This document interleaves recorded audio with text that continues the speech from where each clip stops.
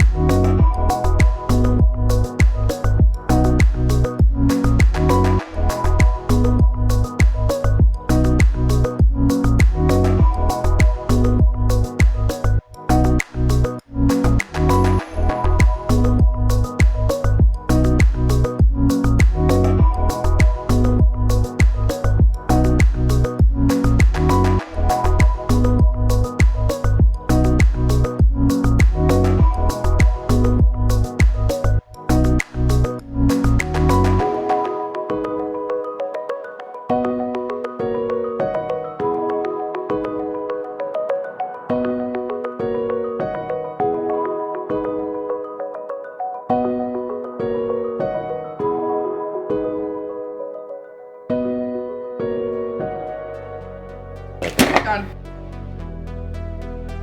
4 minutes, 3 seconds. Yes, but that will seem like quicker because of the magical power of editing.